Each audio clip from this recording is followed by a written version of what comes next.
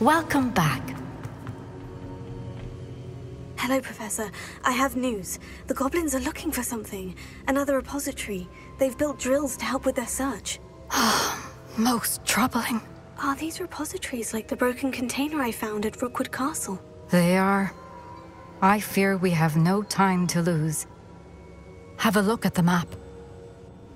Fortunately, the next trial is fairly nearby. It's Hogwarts. As you know, I was headmistress in my time. My portrait hangs in the headmaster's office. In fact, I witnessed Professor Black learn of your arrival. And I'll confess that I wondered about you. Wait, is the next trial in the headmaster's office? It is. I had hoped that when the time came, the occupant of that office would be of help to us. Unfortunately, this headmaster seems wildly unconcerned with anything but himself. You'll need to access the office while he's away. I understand. Very well. We'll find some way to get in. Good. I shall meet you in my portrait there.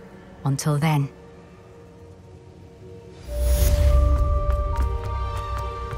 How will I gain access to the headmaster's office? Perhaps Professor Fig will know what to do. I've always said...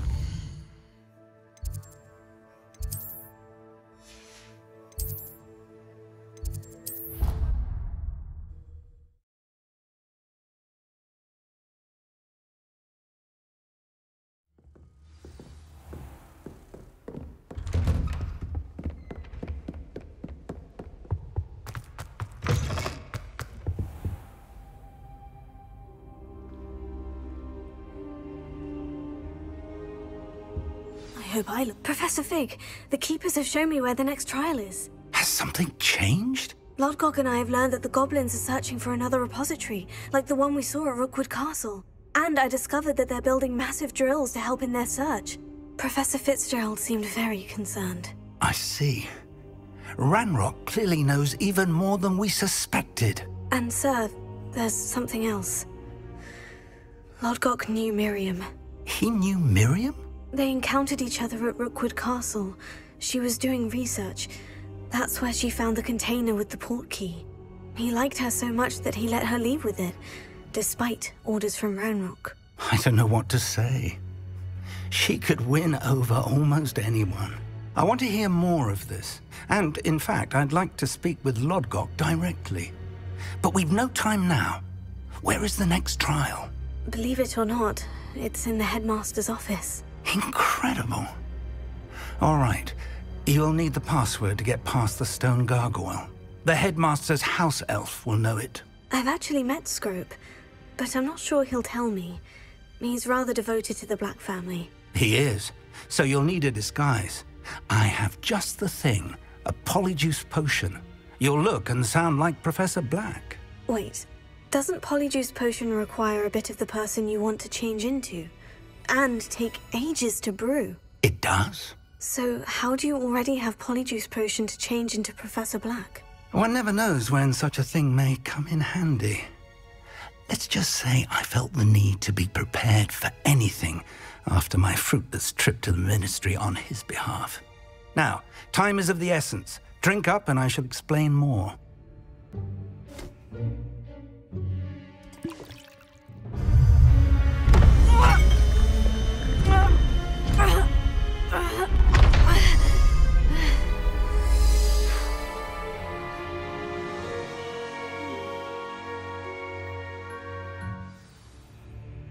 How do you feel? Incredible. I won't forget that taste anytime soon. How do I sound? Convincing. I've taken the liberty of transfiguring your robes.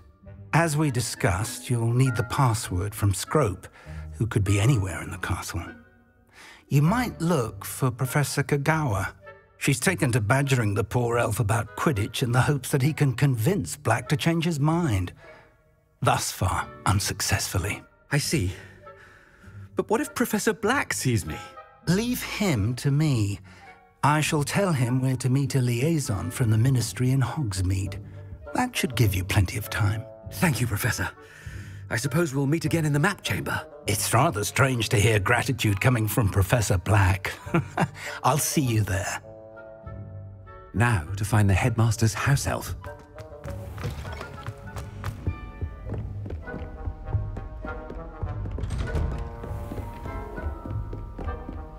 Professor, a moment of your time, please. Professor, I was hoping to catch you.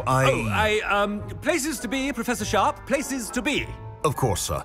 Only, you'd asked me about a particular potion, and I did?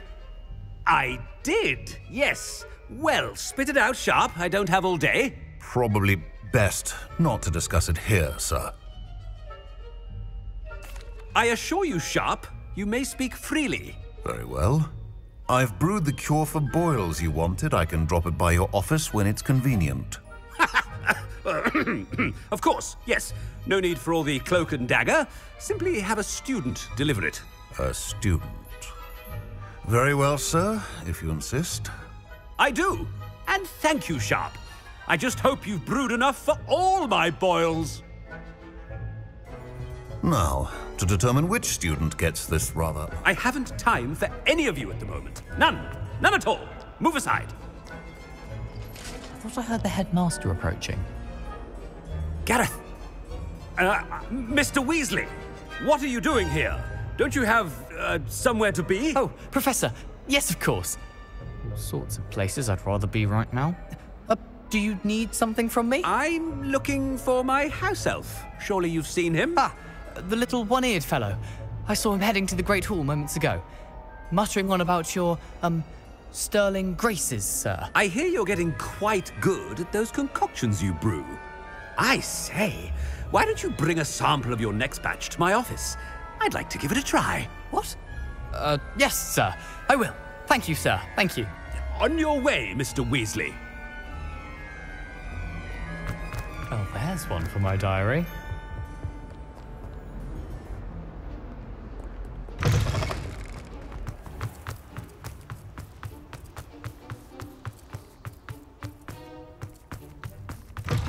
Has anyone seen my ivory-handled hand mirror?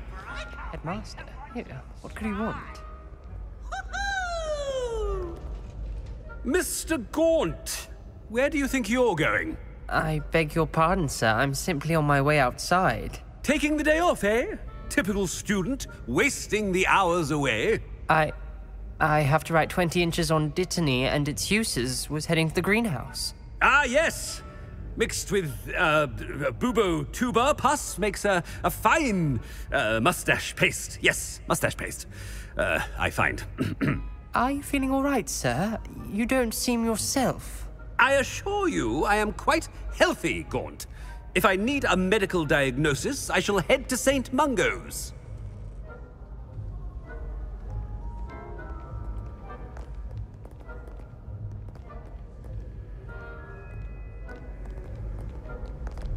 Something is very wrong. If you must speak with me, consult my secretaries or... Professor, a word? Professor Black?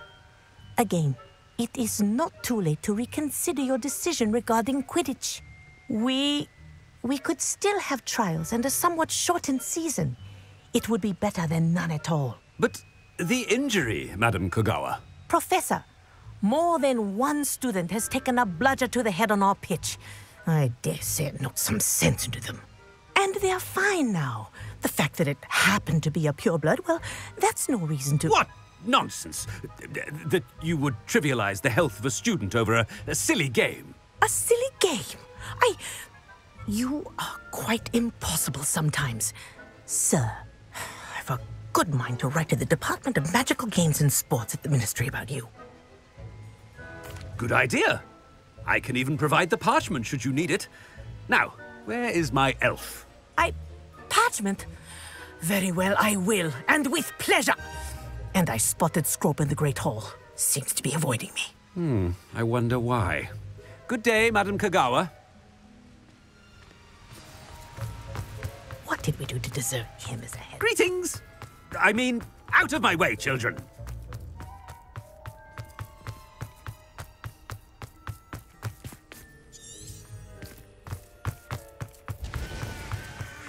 It's the headmaster, and he's coming this way.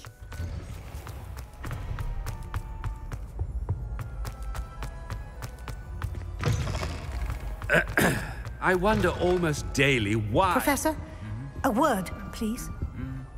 Hello, Professor Black. Ah, Professor Weasley. How delightful to see you. Sir? Since I have you here, I wonder if I might, speak with you about Professor Fig. Oh, very well. I've decided to give him a bit more, leeway with his time. Leeway, Professor? Are you sure that's wise? I confess I do worry for his students. He's rarely here as it is. Ah, well, yes. He's handling some official ministry business for me. I see. But, sir, if I may, I am wary of how much time the new fifth year seems to be spending away from the castle, supposedly on Professor Fig's behalf. I've heard unsettling rumors of their escapades. Everything from sneaking into the Forbidden Forest to confronting Ranrock's loyalists and Rookwood's lot. What? Goodness. You cannot believe everything you hear, Professor. No, you cannot. I mean, I shall keep an eye on Fig. You simply keep doing the wonderful job that you're doing. Simply wonderful. Thank you. But I'm happy to look into... Good. That'll be all, Weasley. I mean, Professor Weasley. Good day. A wonderful job. Leeway for Professor Fig. I shall never... That ought to give Professor Fig some breathing. Professor Black is happy with Scrope's performance as his house elf. There's no doubt... Scrope! Oh, greetings, Master. Remind me of the password to my office. Oh, but Master made Scrope swear never to tell anyone, even Master himself. How dare you question me? I've a mind to give you a matching set of ears. Yes, sir. Of course, sir. Scrope begs forgiveness. It is the Black family motto, Master. Right. Of course. Master does remember it. It's pure bloods forever, isn't it? Close, Master. Scrope thinks Master is indeed testing Scrope. It is always pure. Obviously. And, of course, as Master knows, in French. Yes, of course. I order you to pronounce it for me. Oh, Master knows that Scrope's French is most pitiful. Oh, very well. Toujours pure. There is another matter, Scrope. I confiscated this filthy diary from a student. It smells of squid and seawater. Oh, Apollonia's diary. That is quite a surprise, Master. What do you wish Scrope to do with this treasure? Rubbish. Whatever you wish, Scrope. It's your treasure. Now, off with you. The polyjuice potions. Ahem! Attention, students! I hereby decree that the Great Hall be forthwith decorated in the stunning banners of Slytherin. I shall be taking no questions at this time. Or ever.